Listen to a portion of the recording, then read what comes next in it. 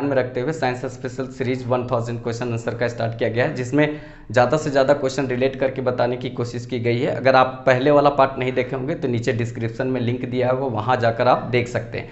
तो देखिए यहाँ पे दोस्तों कोशिश रहेगा कि प्रीवियस ईयर में जितने भी क्वेश्चन पूछे गए हैं तो एक क्वेश्चन के साथ बहुत सारे क्वेश्चन को रिलेट करके बताया जाए। बस केवल आप कोशिश कीजिए कि चीज़ों को बहुत अच्छा से सुनिए, आपको चीज़ें ऐसे ही याद हो जाएगी। चलिए फर्स्ट क्वेश्चन देखते हैं। पादप का कौन सा हार्मोन कोशिका विभाजन के लिए आवश्यक होता है या कोशिका विभाजन में भाग लेता है? तो पादप का साइटोकाइनिन हार्मोन जो होता है वो कोशिका विभाजन में भाग लेता है, तो ये ध्यान में रखेंगे, बहुत इंपॉर्टेंट क्वेश्चन बनता है। इसके अलावा जब पादप हार्मोन का बात आया तो कुछ और हार्मोन को ध्यान में रखेंगे, जैसे ऑक्सिन हार्मोन क्या करता है तो तना वृद्धि में सहायक होता है, तो ये ध्यान में रखेंगे। और इसके अलावा क्या करता है तो खरपतवार नाशी के रूप में भी कार्य करता है कौन? Auxin hormone. इसी तरह से पूछा जाएगा जिब्रेलिन हार्मोन क्या करता है तो ये बौने पौधे को लंबा करने का काम करता है कौन? Gibberellin hormone. इसी तरह से आपसे पूछा जाएगा एथिलीन हार्मोन। एथिलीन जो हार्मोन होता है एकमात्र हार्मोन होता है पादप में जो गैसीय फॉर्म में होता है और ये फलों को पकाने का काम करता है। और कृत्रिम रूप से भी फल पकते हैं तो उसको पकाने का काम कौन करता है तो एसिटिलीन करता है। तो एसिटिलीन और एथिलीन में अंतर है। एथिलीन जो होता है नेचुरल रूप से फलों को पकाता है और एसिटिलीन जो है वो कृत्रिम रूप से फलों को पकाता है। एसिटिलीन का और उपयोग करते हैं हम, जैसे वेल्डिंग दुकान में भी इसका उपयोग करते हैं, तो ये ध्यान में रखेंगे। और इसके अलावा एक होता है फ्लोरीजेंस हार्मोन जो फूल खिलाने वाला हार्मोन कहते हैं। तो ये सभी बातों को थोड़ा थोड़ा आपको ध्यान में रखना है। तो आई होप आपको ये क्वेश्चन समझ में आ गया होगा। नेक्स्ट क्वेश्चन देखते हैं। सर्वाधिक उपग्रहों वाला ग्रह कौन सा है? तो सर्वाधिक उपग्रहों वाला ग्रह कौन सा है तो शनि है। ये थोड़ा सा ध्यान में रखेंगे। जो शनि का पहले उपग्रह था वो 62 उपग्रह था, लेकिन 20 नए उपग्रह का खोज होने के बाद उपग्रहों की संख्या कितना हो गया? 82। तो शनि के पहले जो सर्वाधिक उपग्रह वाला ग्रह था वो कौन सा था? बृहस्पति। लेकिन नए 20 उपग्रह शनि में खोज होने के कारण इसके उपग्रहों की संख्या कितनी हो गई? 82। तो सर्वाधिक उपग्रहों वाला ग्रह कौन सा हो गया? शनि। तो ये ध्यान में रखेंगे। अब शनि से कुछ इंपॉर्टेंट फैक्टर ध्यान में रखना है जिसमें जो ज़्यादातर एग्जाम में पूछे जाते हैं। जैसे आपसे क्वेश्चन पूछा जाएगा कि किस में वलय पाया जाता है तो शनि में वलय पाया जाता है, इसमें 7 वलय पाए जाते हैं, ये ध्यान में रखना है। कौन सा ग्रह जो है, ऐसे अरुण में भी वलय पाए जाते हैं लेकिन अरुण का जो वलय है वो दिखता नहीं है, उसको लेटा हुआ ग्रह कहा जाता है, तो ये भी थोड़ा सा ध्यान में रखेंगे। अब यहाँ से एक और क्वेश्चन पूछता है कि कौन सा ग्रह है जिसको पानी में रखने के बाद वो तैरने लगेगा? तो ये शनि है। सबसे कम घनत्व वाला जो ग्रह है वो शनि है, इसीलिए इसको पानी में अगर छोड़ा जाए तो ये तैरने लगेगा, ऐसा भी क्वेश्चन पूछा करता है, तो ये ध्यान में रखेंगे। शनि को ही काला ग्रह भी कहा जाता है, तो ये भी ध्यान में रखेंगे। तो ये सब थोड़ा थोड़ा बात आपको माइंड में रखना है। ग्रहों से रिलेटेड कुछ अन्य फैक्ट भी आपको ध्यान में रखना है। जैसे आपसे पूछा जाएगा कि सबसे बड़ा ग्रह कौन सा है तो बृहस्पति है। सबसे छोटा ग्रह कौन सा है तो आपका बुध है। फिर वो ध्यान में रखना है कि सूर्य के नज़दीक वाला ग्रह कौन सा है तो बुध है। पृथ्वी के नज़दीक का ग्रह कौन सा है तो शुक्र है। ये सब लाल ग्रह किसको कहते हैं तो मंगल ग्रह को कहते हैं, क्योंकि आयरन ऑक्साइड उसमें पाया जाता है। किसको नीला ग्रह बोलते हैं तो पृथ्वी को नीला ग्रह कहते हैं, तो ये ध्यान में रखना है। किसको काला ग्रह कहते हैं तो काला ग्रह शनि को कहते हैं। किसको हरा ग्रह कहते हैं तो अरुण को हरा ग्रह कहते हैं। किसको पीला ग्रह कहते हैं तो बृहस्पति को पीला ग्रह कहते हैं। इन सभी बातों को थोड़ा थोड़ा ध्यान में रखना है।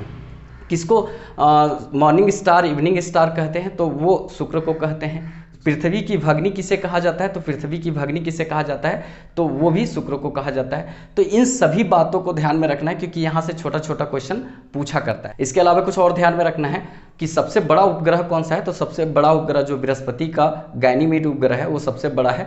और सबसे छोटा उपग्रह पूछेगा तो डिमोस जो उपग्रह है वो सबसे छोटा उपग्रह है जो मंगल ग्रह का उपग्रह है। तो ये सब छोटी छोटी बातें आपको ध्यान में रखना है। तो आई होप आपको ये चीज़ें समझ में आ गई होंगी। नेक्स्ट क्वेश्चन देखते हैं। क्षारीय मृदा में उगाए जाने वाले पौधे को क्या कहते हैं तो क्षारीय मृदा में उगाए जाने वाले पौधे को हम क्या बोलते हैं हेलोफाइट कहते हैं। यहाँ से 2-3 बार क्वेश्चन पूछा गया है कि हेलोफाइट किस क्षेत्र में उगाए जाने वाले पौधे को कहते हैं तो क्षारीय मृदा में उगाए जाने वाले पौधे को कहते हैं। और अगर इसी तरह से पूछा जाएगा कि मरुस्थलीय क्षेत्र में उगाए जाने वाले पौधे को क्या कहते हैं तो मरुस्थलीय क्षेत्र में जो उगाए जाते हैं उस पौधे को हम क्या कहते हैं तो जेरोफाइट कहते हैं। ये थोड़ा सा ध्यान में रखना है कि यहाँ से 2-3 बार क्वेश्चन पूछा गया है। तो आई होप ये चीज़ आपको समझ में आ गया होगा। नेक्स्ट क्वेश्चन देखते हैं। फिटकिरी का रासायनिक नाम है। फिटकिरी का रासायनिक नाम पोटेशियम एल्युमिनियम सल्फेट होता है, इसको थोड़ा सा ध्यान में रखेंगे। इसका रासायनिक नाम ये है पोटेशियम एल्युमिनियम सल्फेट, लेकिन रासायनिक सूत्र जो होता है वो K2SO4 Al2SO4 24H2O ये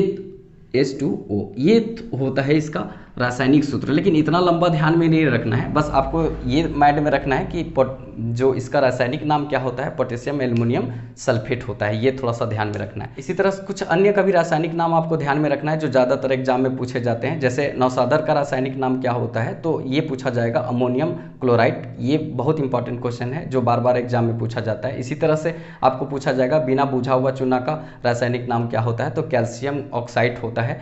और बुझा हुआ चूना का पूछा जाएगा तो कैल्शियम हाइड्रोक्साइड होता है। तो ये थोड़ा सा ध्यान में रखेंगे। इसी तरह से बहुत इंपॉर्टेंट क्वेश्चन होता है साधारण जो नमक होता है उसका रासायनिक नाम क्या होता है, तो सोडियम क्लोराइड होता है। ये भी माइंड में रखना है। और खाने वाला बहुत इंपॉर्टेंट होता है जो बेकिंग सोडा कहते हैं, जिसको हम खाने वाला सोडा कहते हैं, उसका रासायनिक नाम क्या होता है, सोडियम बाइकार्बोनेट होता है। और एक होता है धोने वाला सोडा, तो धोने वाला सोडा का जो वॉशिंग सोडा होता है उसका रासायनिक नाम होता है सोडियम कार्बोनेट। ये भी थोड़ा सा ध्यान में रखना है। और एक होता है कास्टिक सोडा, कास्टिक सोडा का जो रासायनिक नाम होता है सोडियम हाइड्रोक्साइड। तो ये बहुत इंपॉर्टेंट क्वेश्चन पूछा जाता है कि कास्टिक सोडा का रासायनिक नाम क्या होता है, तो सोडियम हाइड्रोक्साइड होता है। तो ये बहुत इंपॉर्टेंट क्वेश्चन बनता है यहाँ से, तो इसको थोड़ा थोड़ा बात आप ध्यान में रखेंगे। नेक्स्ट क्वेश्चन देखते हैं, शरीर का सामान्य ताप कितना डिग्री सेल्सियस होता है। तो देखिए ध्यान में रखेंगे, शरीर का जो सामान्य ताप जो होता है वो 37 डिग्री सेल्सियस होता है। बहुत इंपॉर्टेंट क्वेश्चन यहाँ पे बनता है कि कितना डिग्री सेल्सियस होता है मानव शरीर का ताप, तो यहाँ पे 37 डिग्री सेल्सियस होता है, सामान्य ताप होता है। तो ये ध्यान में रखेंगे।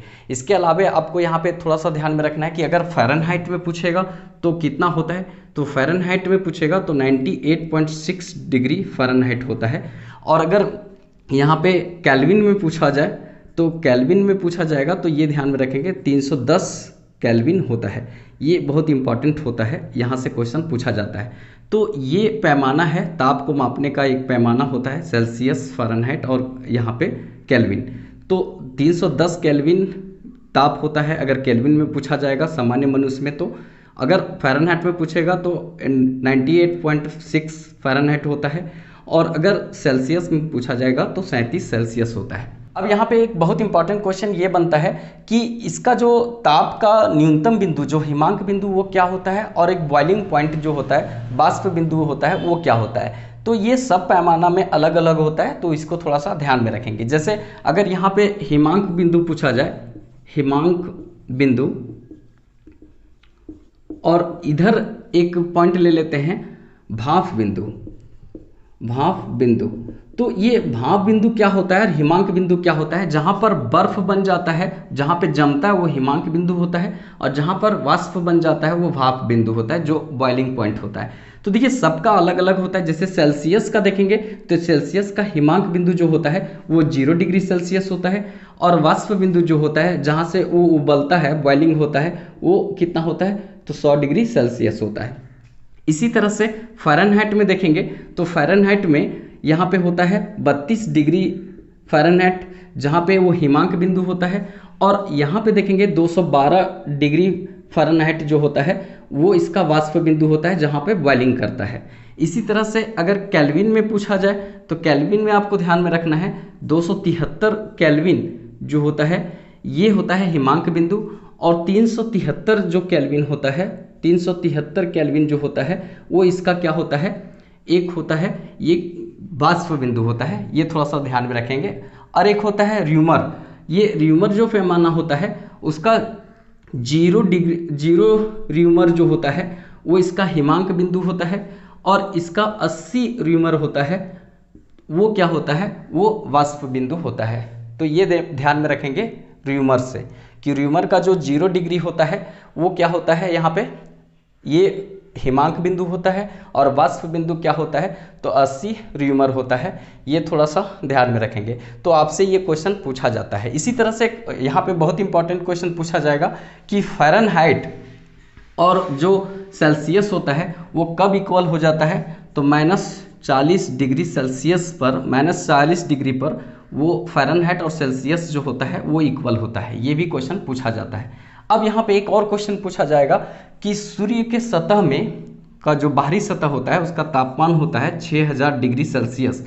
अब इसको केल्विन में अगर पूछा जाएगा तो कितना केल्विन होगा, तो यहाँ पे 273 ऐड कर देंगे तो ये हो जाएगा केल्विन में। मतलब जितना भी केल्विन पूछा जाएगा सेल्सियस में हम वो उसका न्यूनतम पैमाना जो होता है उसको ऐड कर देंगे तो वो केल्विन में बदल जाएगा। यहाँ पे मतलब हो जाएगा कि 6273 केल्विन ये हो जाएगा सूर्य का बाहरी सतह का ताप। तो इस तरह से बहुत सारे क्वेश्चन पूछे जाते हैं, तो आप थोड़ा थोड़ा बात आपको ध्यान में रखना है जो डायरेक्टली इनडायरेक्टली क्वेश्चन पूछा जाता है।